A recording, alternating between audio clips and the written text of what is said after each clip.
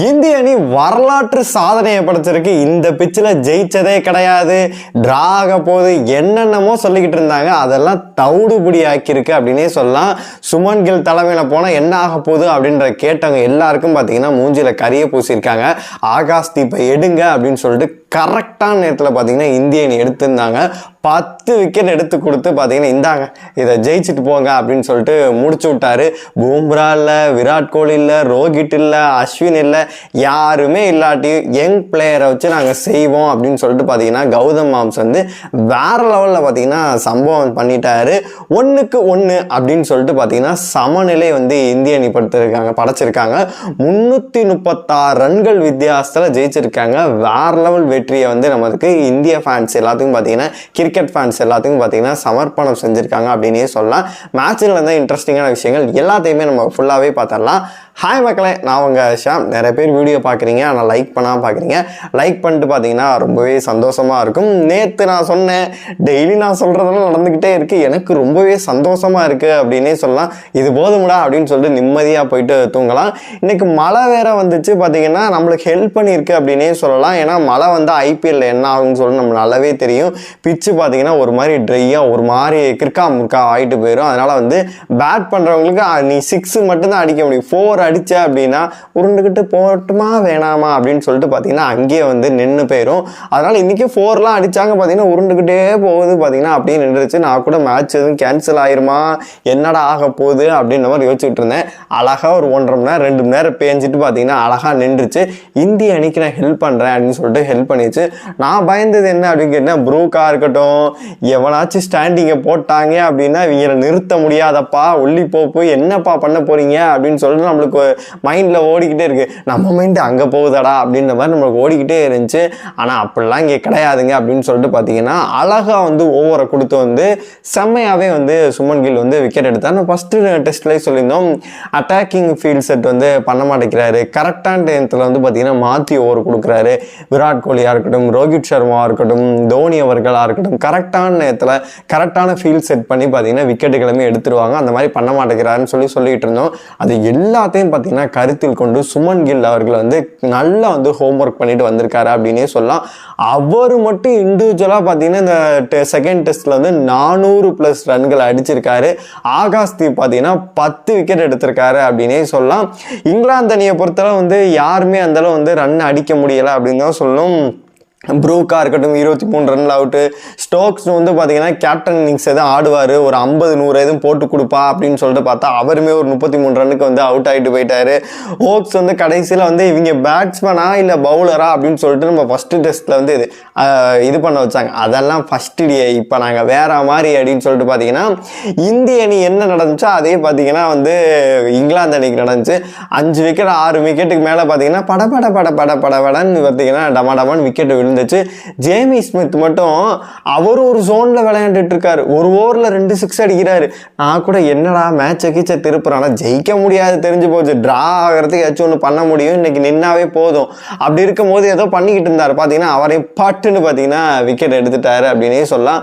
ஜடுபாயை வந்து நம்ம வந்து பெருசாக எதிர்பார்த்துக்கிட்டு இருந்தோம். என்னப்பா அவனோட ஆல்ரவுண்டர் பெர்ஃபார்மன்ஸை நாங்கள் அதை எதிர்பார்த்துக்கிட்டு இருக்கமேன்னு சொல்லிட்டு இன்னைக்கு அவரும் பார்த்தீங்கன்னா சூப்பராகவே ஒரு விக்கெட்டுங்களை எடுத்து கொடுத்துருந்தாரு. கேட்ச் ட்ராப்பெல்லாம் வந்து மறந்து போன இதுல வந்து ஜெய்சா வந்து விட்டுக்கிட்டே இருப்பாரு.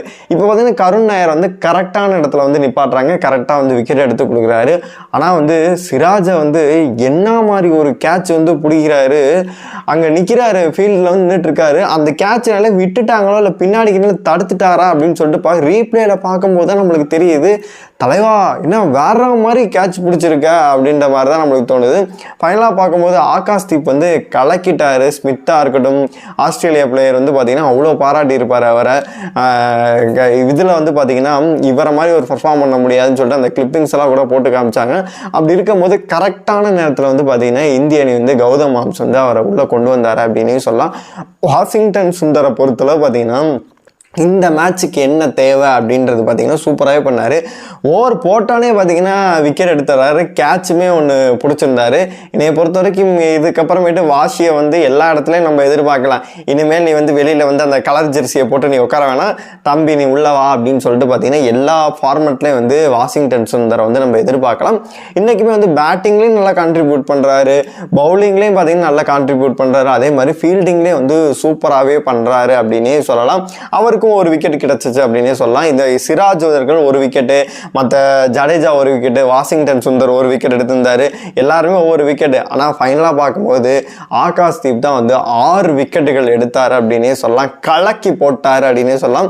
ஒரு கட்டத்தில் வந்து LPW ஆகுதா இல்லை கேட்ச் போகுதா அவுட்டா அப்படின்னு அந்த செலிப்ரேஷனா அப்படின்னு சொல்லிட்டு பார்த்துக்கிட்டு இருக்கும் போது என் கையால் தாங்க நாங்கள் முடிப்பேன் அப்படின்னு சொல்லிட்டு ஆகாஷ்தீப் போட்டு முடிச்சாரு. அதே மாதிரி என் கையால் தாங்க முடிப்பேன்னு சொல்லிட்டு சுமன் கில் பார்த்தீங்கன்னா அவர் கையிலமே கேட்சை முடிச்சு வச்சுட்டாரு.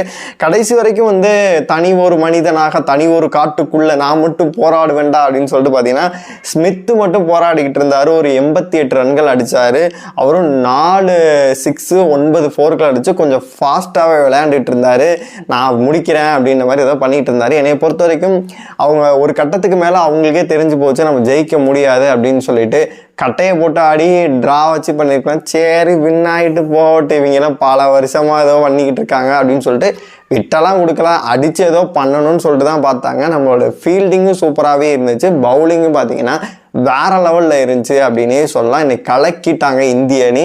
ஒரு சமர்ப்பணம் நம்மளுக்கு வந்து என்னப்பா எல்லாரும் சொல்லிக்கிட்டு இருக்கீங்க, கோலி இல்லை, விராட் கோலி இல்லை, அதுக்கப்புறமேட்டு நம்ம அஸ்வின் இல்லை, ரோஹித் இல்லை, இவங்கெல்லாம் இல்லை, நாங்களாம் எப்படி விளையாட போகிறோம், வாஷ் அவுட்டு தான் 5-5. நம்ம கமெண்ட்ஸ்லேயே கூட ஒரு 5-5 பார்த்தீங்கன்னா இங்கிலாந்து ஜெயிச்சிடும், இந்திய அணி ஜெயிக்க வாய்ப்பே இல்லை அப்படின்னு. ஃபஸ்ட்டு டெஸ்ட்டை பார்த்துட்டு நம்மளுக்கே ரொம்ப டிசப்பாயின்மெண்ட்டாக இருந்துச்சு. என்ன இப்படி பர்ஃபார்ம் பண்ணுறாங்க, பூம்ரா இருந்துமே அவரவே நம்பிக்கிட்டு இருக்காங்களே அப்படின்னு சொல்லிட்டு நிதிஷ்குமார் ரெட்டியை கொண்டு வர சொன்னால் தலைவனை கொண்டு வந்து ஒரு பிரோஜனம் இல்லை. அவருக்கு ஓவரே கொடுக்கல செகண்ட் இன்னிங்ஸில். அந்த மாதிரி ஒரு நிலைமையில இருக்குது. இதுக்கு தாகூர் மாப்பிளே இருந்திருக்கலாம் அப்படின்ற மாதிரி இருக்குது. என்னை பொறுத்த வரைக்கும் இந்த டீம் வந்து சூப்பராகவே செட் ஆயிருச்சு அப்படின்னு தான் சொல்லணும். அடுத்து ஜூலை 10ஆம் தேதி வந்து தேர்ட் டெஸ்ட் வந்து நடக்க இருக்கு. அதில் வந்து என்னை பொறுத்த வரைக்கும் சேம் 11 இருக்கலாம். இதுக்கு மேலே கருண் நாயருக்கா இருக்கட்டும், நிதிஷ்குமார் ரெட்டிக்கு வந்து வாய்ப்பு இருக்குமா அப்படின்னு சொல்லிட்டு எனக்கு சத்தியமாக தெரியவே இல்லை. நிதிஷை கூட விட்டு தள்ளுங்க, கருண் நாயருக்கு வந்து 1 more சான்ஸ் அப்படின்னு சொல்லிட்டு கேட்டிருந்தாரு. அவருக்கு வந்து பல சான்ஸுகள் கொடுக்கப்பட்டுச்சு. அதுலேயுமே வந்து 4 இன்னிங்ஸ்லையும் பார்த்தீங்கன்னா அந்தளவு சரியாக பர்ஃபார்ம் இல்லை. இன்னுமே ஒன்று கொடுத்து பார்ப்போமே அப்படின்னு சொல்லிட்டு மேபி ஒரு தேர்ட் டெஸ்ட்லேயும் அவரை எதிர்பார்க்கலாம் அப்படின்ற மாதிரி தான் எனக்கு தோணுது. ஏன்னா பர்சனலாகவே நான் ஃபஸ்ட்டு டெஸ்ட்லேயே அதான் சொல்லியிருந்தேன், கருண் நாயருக்கு சாய்க்கு கூட பார்த்தீங்கன்னா வயசு இருக்குது, இன்னும் வாய்ப்புகள்லாம் கிடைக்கும். ஆனால் கருண் நாயரை பொறுத்தளவு இன்னும் ஒரு 2-3 வாய்ப்பு கொடுத்தீங்கன்னா தான் அவர் வந்து கண்டிப்பாக ப்ரூவ் பண்ணுவார். நீங்கள் லோ ஆர்டர் இறக்குனீங்களா அவரால் ஒன்றும் பண்ண முடியாது, டாப் ஆர்டரில் இறக்குங்க அப்படின்னு சொன்னால் கரெக்டாகவே நம்ம சொல்கிறதெல்லாம் இந்தியா அன்னைக்கு கேட்டுறதால் நம்ம வீடியோலாம் பார்க்குறாரா கௌதம் மாம்ஸ் அப்படின்னு சொல்லி நமக்கு தெரியவே இல்லை. நம்ம சொல்கிற விஷயங்கள்லாம் பார்த்தீங்கன்னா அன்னன்னைக்கு வந்து நடந்துக்கிட்டே இருக்குது அப்படின்னு சொல்லலாம். என்னை பொறுத்த வரைக்கும் தேர்ட் டெஸ்ட்ல இவங்க என்ன மாற்றம் இருக்கும் அப்படின்னு கேட்டேன்னா, பிரசீத் கிருஷ்ணா அங்குசாமி நீ பேசாம உட்காருப்பா, ஓவர் அவுட்டு கிளிகளையும் கிழிச்சுக்கிட்டு இருக்காங்க அப்படின்னு சொல்லிட்டு அதே இடத்துல பூம்ரா வந்து ஃபிட்டு அப்படின்னா அவரை வந்து ரீப்ளேஸ் பண்ணா. அதே மாதிரி கருண் நாயர் ஆடிட்டு போட, ஏன்னா கண்டிப்பா இன்னிங்ஸ் வந்து நல்லாவே பண்ணி கொடுப்பாரு அப்படின்னு சொல்லிட்டு நம்பலாம். நிதிஷ்குமார் ரெட்டிக்கு சரி ஒரு மேட்ச் வச்சு இது பண்ண முடியும், இன்னொரு மேட்ச் வந்து வாய்ப்பு கொடுக்கலாம் அப்படின்னே சொல்லலாம். வாஷி நல்லாவே பண்ணுறாரு. ஓப்பனிங்கில் வந்து ஜெய்ஸ்வாலாக இருக்கட்டும், நடுவில் வந்து கில்லாக இருக்கட்டும், ரிஷப் பண்ட்டை பொறுத்தளவு வந்து கொஞ்சம் ரிஷப் பண்ட்டாக இருக்கட்டும், இப்போ கில்லு ஓகேவாயிட்டார். ரிஷப் பண்ட் ரொம்ப அவசரப்படுறாரோ, இன்னும் கொஞ்சம் பொறுமையாக விளாண்டு 100 போட்ட பிறகு பார்த்தீங்கன்னா இன்னும் கொஞ்சம் பொறுமையாக ஆக்சிலேட்டர் பண்ணார் அப்படின்னா இந்திய அணி கொஞ்சம் ரன்னு. எல்லாரும் வந்து பொறுமையாக விளாட்றாங்க, நான் மட்டும் அடித்து ஆடுவேன்னு சொல்லிட்டு பேட்டை மட்டுமே 200 கிலோமீட்டர் ஸ்பீடுக்கு வந்து பறக்க விடுறாரு, 90 மீட்டர் இதுக்கு பறக்க விட்டுட்டு இருக்காரு.